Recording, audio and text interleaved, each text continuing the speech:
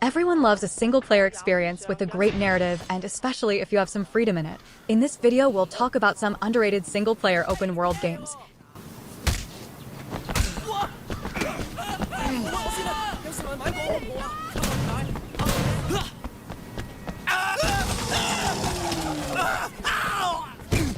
Yakuza 0.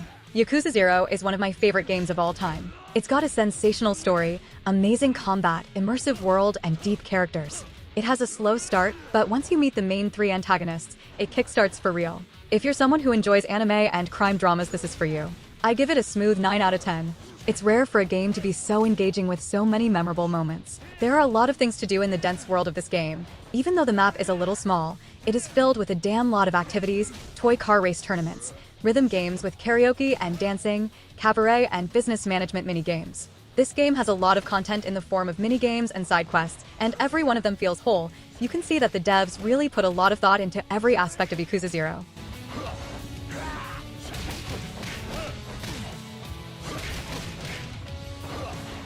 Kingdom Come: Deliverance. I first played this game in 2020, around 3 years ago, and honestly, this game requires a lot of patience. It's a game set in realism. Things that would take a few seconds in another RPG take much more time. And I mean time in real life.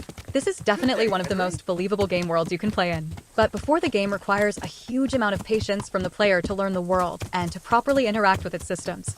Also, one thing I would like to talk about is the sound design. It's freaking great. Moving on different terrain is very noticeable to the point where you can almost center your horse on roads based on the sounds the hooves make. At the end of the day, I liked this game and would definitely recommend. But just make sure if you pick up Kingdom Come, you have played a few RPG games before.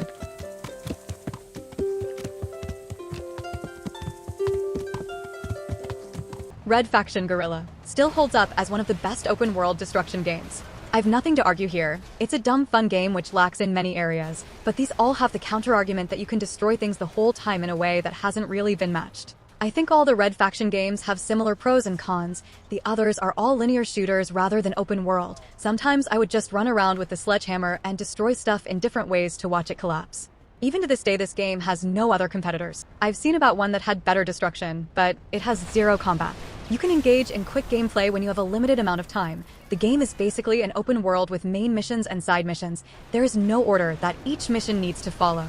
I like how sometimes the objective is not to kill all of the enemies in a particular location, but to create diversions that allow you to get the mission done. Must-own game if you love destruction and its physics. Decent open world filled with repetitive yet fun activities.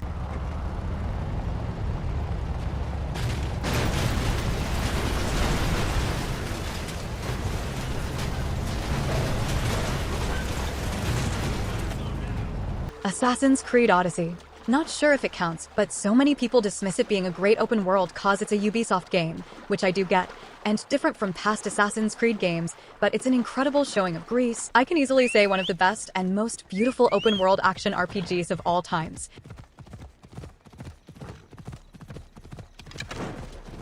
This is a long game. Took me 80 hours to beat the main story with heavy amounts of side content done, so it's best to take it a little bit at a time if you need to.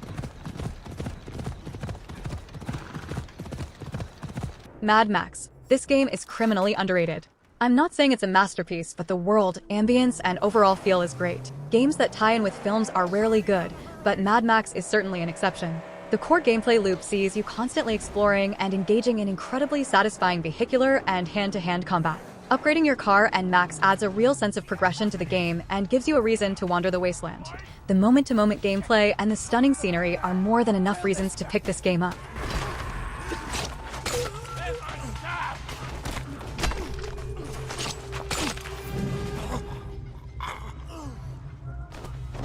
Just Cause 3. Just Cause 3 is a great game. It is GTA on a beautiful Mediterranean island with unbelievable movement mechanics and a lot of destruction, really fun gameplay, and a ton of content to experience. For a 2015 game, the visuals are really great. The map is super diversified and colorful, mixing mountains, seas, beautiful fields, forests, and cities of various sizes. Using your grapple, guns, grenades, cars, or the awesome weaponized DLC Bavarium wingsuit. The challenges are really fun, essentially letting you play mini-games within Just Cause. The Just Cause series always have been full of great ideas like the grappling hook, parachute, and the new wingsuit that was brought in for Just Cause 3. The idea of being able to do whatever you want without having to deal with the consequences is a whole new experience. The map is probably one of the best things about Just Cause 3, from the oceans up to the mountains. The map is also built perfectly for messing around, like riding down a mountain in a boat, or something crazy but fun like that.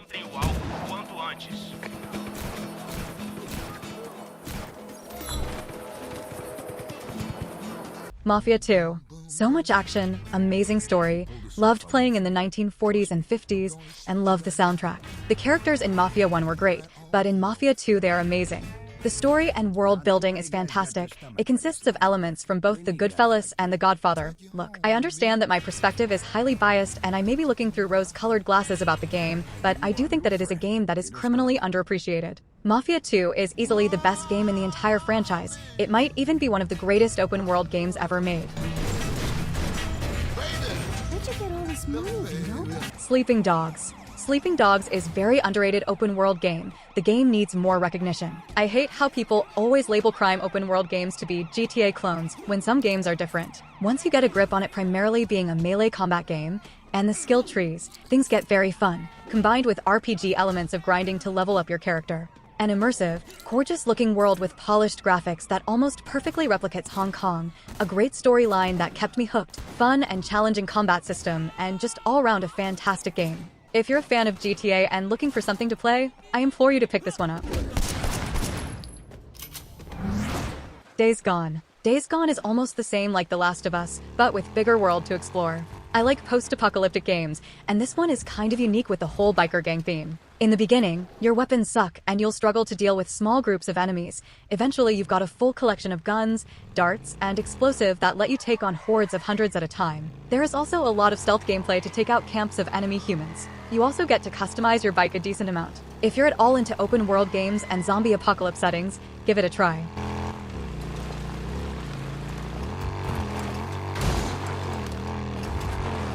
Mafia Definitive Edition. Now hear me out. This game is pretty linear. The story is divided into different chapters, and you can wrap it up in under 10 hours. If you like Godfather and GTA, this is like Godfather theme made in the style of GTA. The city and environment looks thriving and beautiful and historic. It's not exactly open world because each mission starts up immediately and automatically after last mission was finished, but you still get to see much of the world. If you like GTA missions and shooting, it's very similar.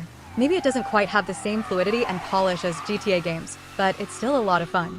I actually really like the way the guns feel. But the game has a free roam mode where you can just freely explore the beautiful city.